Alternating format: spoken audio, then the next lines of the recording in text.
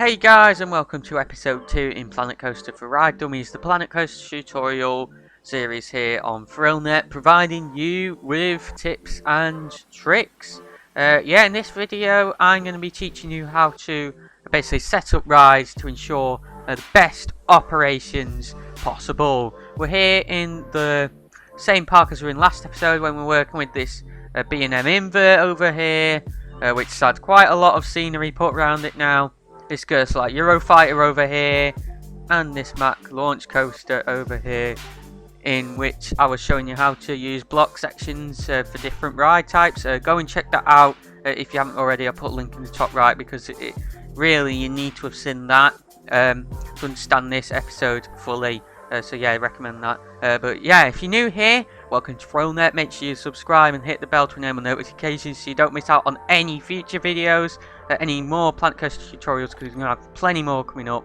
We're right at the start of a series, so I've got plenty more content. And I've also got some Minecraft theme park tutorials, other sit-down videos talking about the theme parks around the UK and around the world. So yeah, you don't want to miss any of that. So make sure you definitely hit that subscribe button.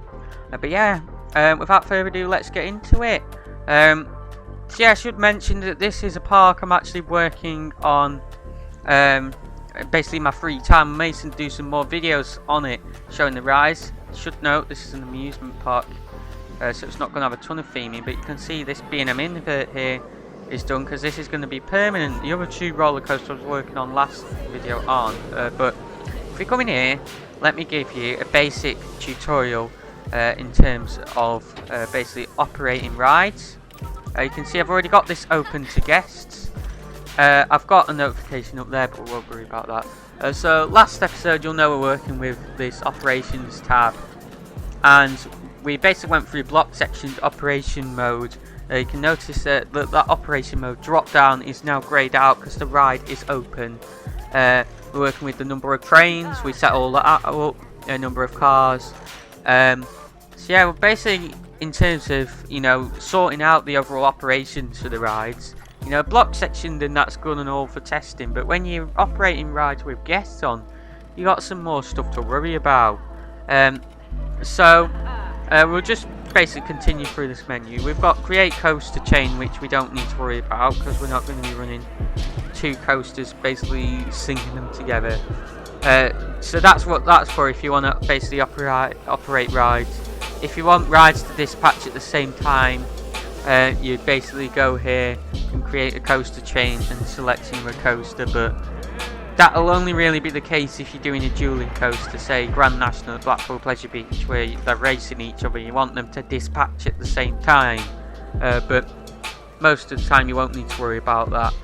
What you do need to worry about in terms of operating rides is down here, and we're going to be starting off with this here, minimum rider load. What that is, you'll see it's a drop down.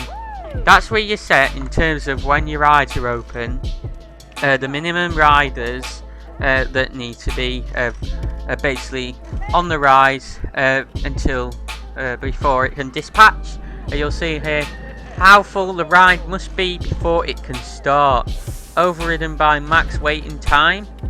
Minimum departure interval must have also elapsed. Must have elapsed, which we're going to get onto in a minute. So you see, you've got a few options here. You've got, when it opens, there we go. You've got full load, which we have selected, and that's going to be the one I recommend, as I'll go into in a minute. And what that basically means is, basically you need a full train of guests before the train can set off. I say can set off, but you'll see it was overridden by max waiting times, and we're going to get onto what those are in a minute. We've got 3/4 of a load, which basically means 3/4 of the train need to be full. You then got half load, which means half the train needs to be full, and that's actually the default option. You got a quarter load, I mean it's a quarter of the train obviously, and then you got any load, which basically means anything, however full the train is, it will dispatch no matter what. It'll just base it off, we'll get onto it in a minute, the minimum departure interval. Basically the train will go after that's elapsed. as a standard, let's say. But the reason I recommend having it on full load is for realistic purposes. You know, if you want to change it, but I'm just trying to teach you how to do things realistically. You don't have to, but that is the point of this series.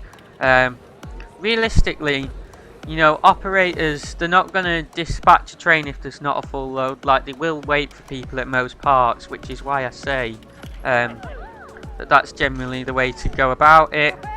Oh no, we got some stacking on the brake run there.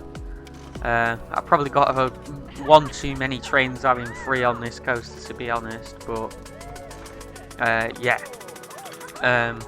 because it is quite short, but yeah, at least it's not a flying coaster, otherwise that would be uncomfortable. Anyway, I'm going off on a tangent. So what we get down to after the minimum loads is we get to waiting times down here, or waiting time as it's listed. Yeah, and you see we've got minimum waiting time and we've got maximum waiting time. These are optional, however I recommend you have them on, and we'll get into them now. So we'll start with minimum waiting time. So the ride will start after this time if the minimum rider load has been achieved. The minimum rider load being this up here, which we have set to full load. So basically the minimum, yeah, full load. Can reduce queue times. Overridden when the ride is fully loaded. Minimum departure intervals must have also elapsed. So this down here must have elapsed. So if you say, you'll see we've got them both as 40 seconds, but say this was 30 seconds and the minimum departure interval was 40 seconds, the train would only ever go after 40 seconds, even if this minimum load had been reached, because, yeah, this down there, the minimum departure interval, always applies no matter what. It's compulsory, you have that, and it always applies. So yeah, and this is very optional actually, especially for when you have a full load set up here, because you'll see it says that overridden when the ride is fully loaded, which basically means that if the ride is fully loaded and that minimum waiting time hasn't been reached, providing that this down here has been reached, the minimum departure interval, the train will dispatch. Now you see I have them set the same, so that wouldn't be the case, but say I was to set that to 30, if the minimum load had been reached by 30 seconds, even though this up here was 40, you know, the train would just go after 30 seconds, because that's how things work. So this is optional if you're having a full load. However, I do recommend you have it on, to be honest. It's on by default. I do recommend you have it on, say for a half load, because then you could obviously wait for a half load. But if the train's full before that, you could go. But in that case, you would need to have the minimum departure interval less than the minimum waiting time. But yeah, say you wanted a situation where you know they were waiting for, I don't know, a half load. You'd have that to say the minimum time you'd wait for a half load, but then if you got a full load or whatever before then, you'd be able to dispatch before this down here. You know, it's your personal preference. A lot of this is your personal preference for this tutorial, to be honest, and just explaining all the options you have, because there's not exactly a right and wrong, to be honest. I'm just telling you what I would do. When I say I would, you know, whatever. But this down here then, this is the maximum waiting time. What this is the longest time the ride will wait to achieve the minimum rider load.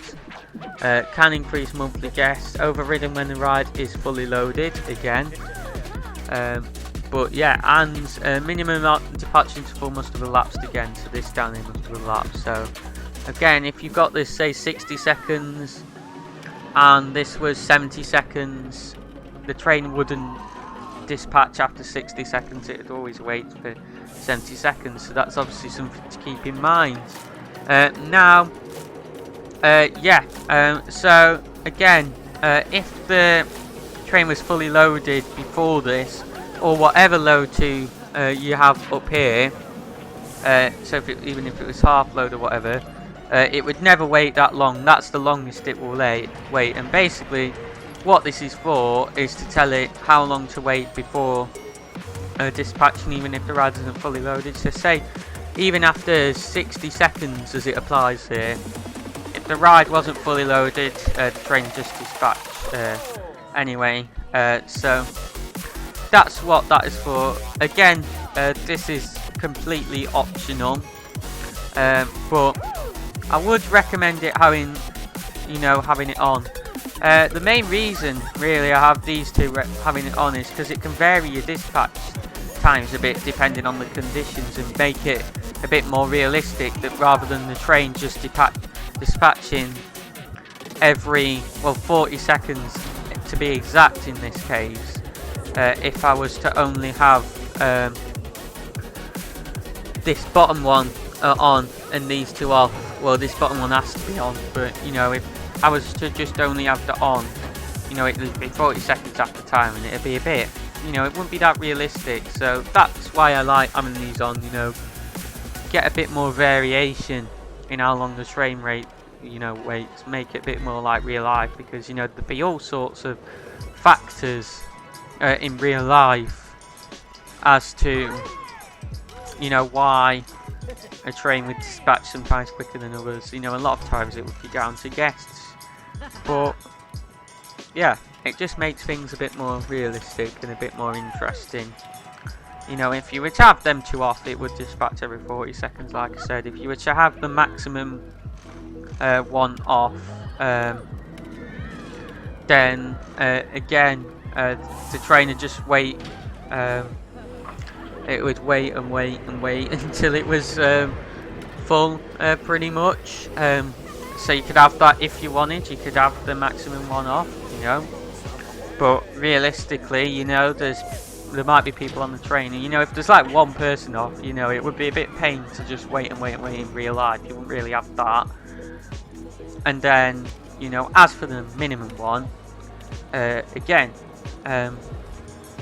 you don't necessarily have that. I often, you could just have minimum departure interval and then have the minimum off and maximum, but again, it can vary things depending on the conditions. So yeah, it's pretty pointless in this case. I have it on, but it's there anyway, just if you wanted it to.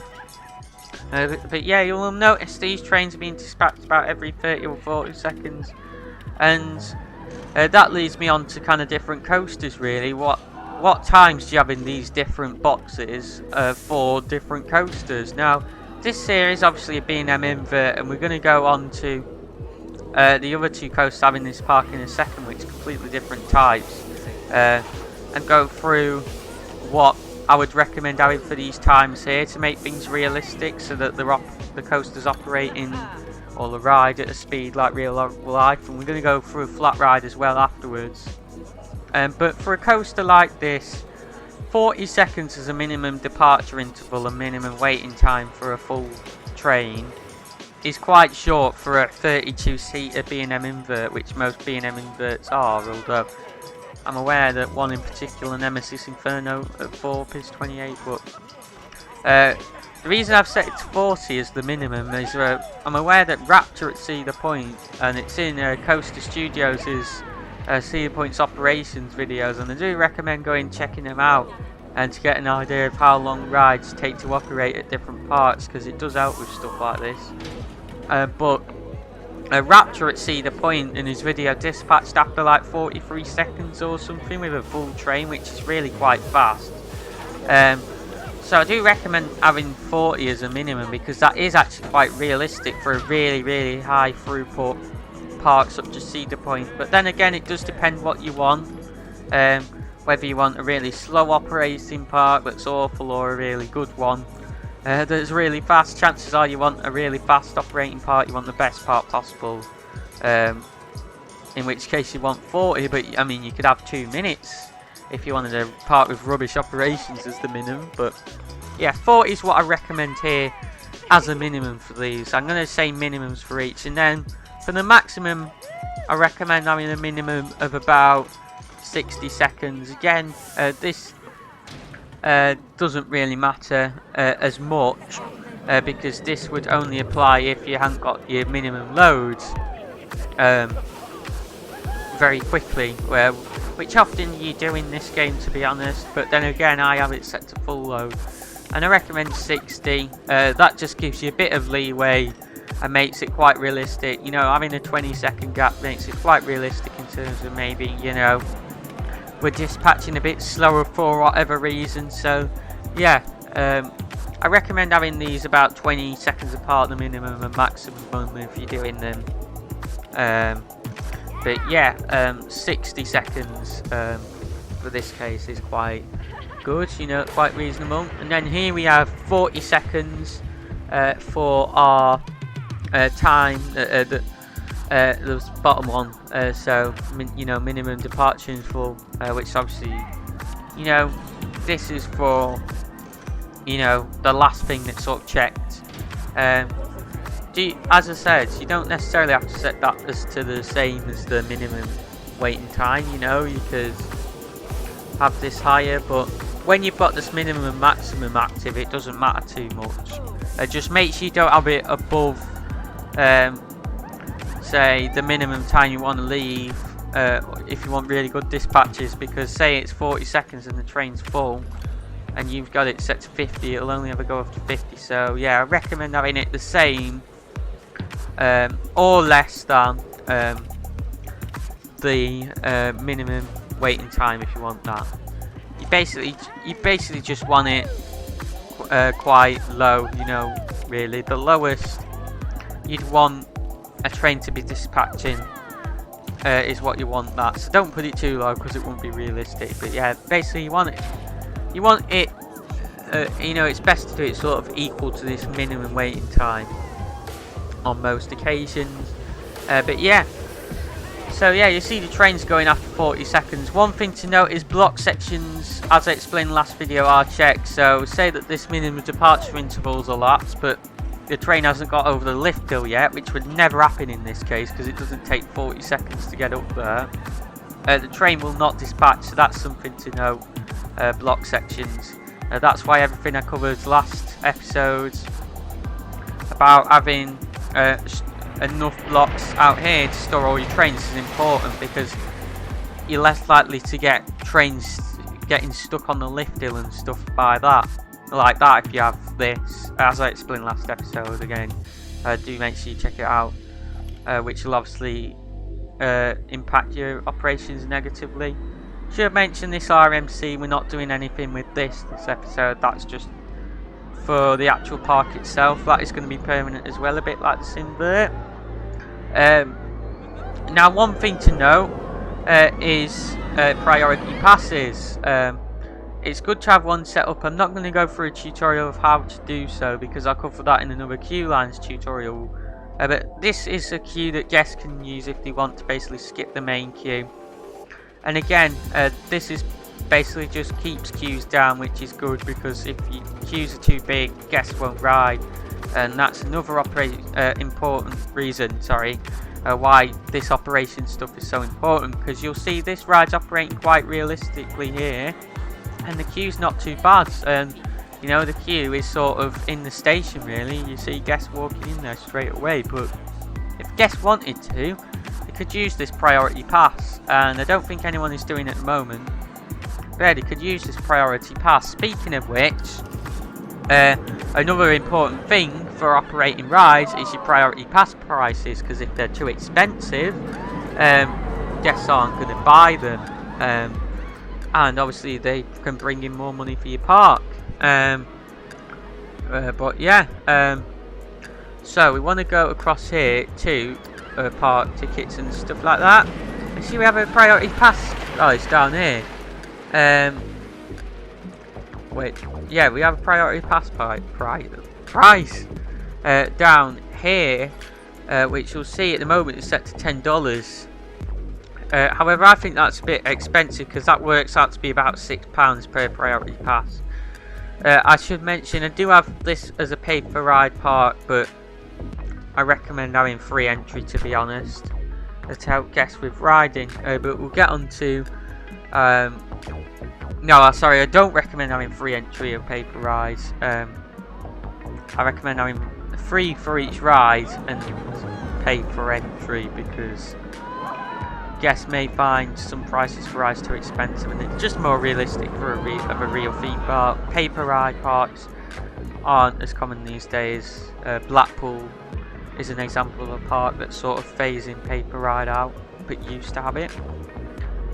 Blackpool Pleasure Beach, but 10 is quite expensive because that would out to be about £6. You know, that's a lot. I recommend having, I think 4 is quite good. That would be £1.20 per priority pass. $4,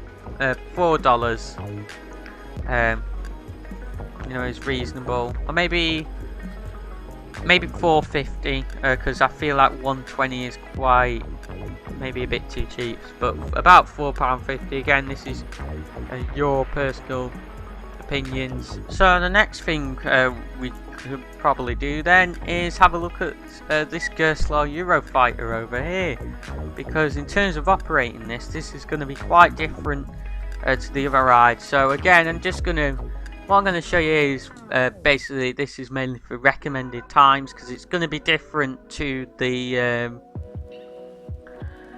invert I just showed you because of the lower capacity per car, and we've obviously got about 5 cars on here. So again, I recommend having this full load. I've decided to instead of doing this before the video, go through it with you.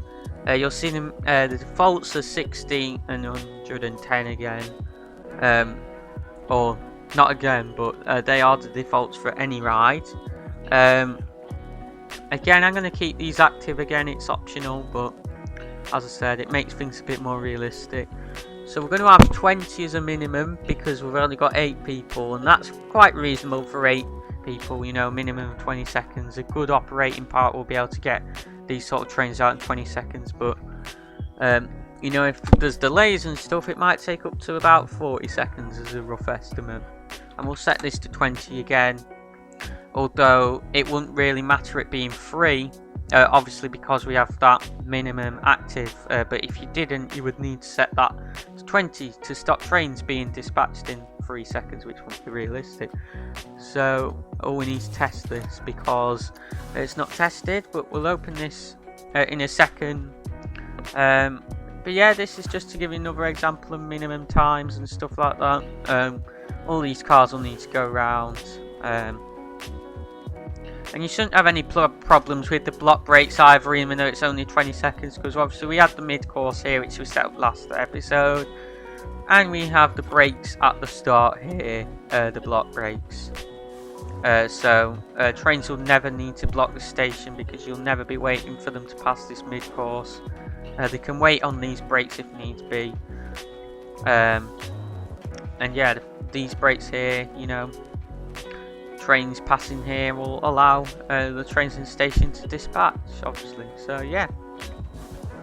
But yeah, we should now be able to open. And the guests are probably all going to cheer. Are they not cheering? Are they not cheering? But they're probably all going to flood in here, and we'll be able to see this ride operating. And then I'm going to go on to the Magmo Launch coaster in a minute as well, just to show that quickly. But that is going to be quite similar to the B&M invert in terms of dispatching. So yeah, not going to see much differences there, but it's just to give you 3 examples of rides, because you know it depends on capacity and it does depend on the type of rides as well. So I'm just showing you, you know, different types of ride, different capacities, giving you a few examples really, so you get an idea of what to set for the dispatch times to get the best operations possible, but also the most realistic. But as I said, it's worth conducting research into this. You know, I'm giving you the basics, but it is something you need to research really. But yeah, we're having quite good operations here by the looks of things. Let's see, our train, is it going to stack there? No, it's not. Looks like we've got it pretty good with the 20 seconds. You know, it's not looking unrealistic in terms of how quick trains are going out. But we're still getting plenty of trains, you know, going round. So yeah, I'm quite happy with that. I'll show on ride POVs of the coasters at the end of this video as well, because I'm sure you guys will want to see them. Especially this B&M invert here, where we've got lots of scenery around. With this, obviously, jungle theme, if you couldn't already tell, although it's not that theme because this is an amusement park. But as I said, the final thing we need to be concerned with, or I'm going to be concerned with in this video showing you, is this Magmo Launch. As I said, this is going to be quite similar to the B&M invert. In terms of the dispatches here, Europa Park will get Blue Fire out in about 20 seconds. Well, not 20, maybe 30, but yeah, they're really quick. And then Icon can be 30 to 40 seconds at Pleasure Beach. Blue Fire has 20 seats per train. Icon has 16. This has 20-seater. Most Magmo Launch and Mac Launch coasters have 20, I believe, but Icon has 16 for some reason. I'm not sure why, but it just does. But yeah, again, you want to be waiting for full loads, really. And then, obviously, having your minimum. I recommend 30 because, obviously, Blue Fire can do it in 30. And this, you want about a 20-second gap, so 50. Obviously, the minimum is optional, but and then so is the maximum, but the maximum just prevents you having that active, prevents you having to wait and wait and wait for a full load before the train goes, obviously. And then the minimum departure interval here is going to be 20 seconds.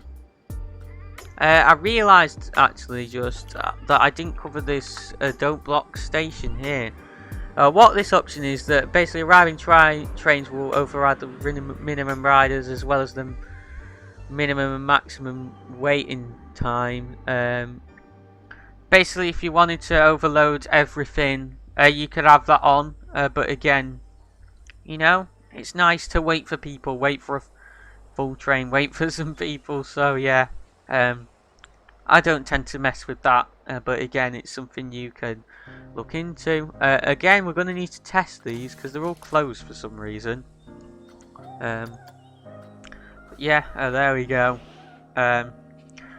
In terms of the other park management stuff, because there's so much more to be considering that, obviously with us having an open park, that's something I'll cover in a future tutorial. This is mainly from a coaster stuff, but stuff like entry prices and stuff like that, I'll cover all that in a different tutorial. But yeah, we can open this ride now.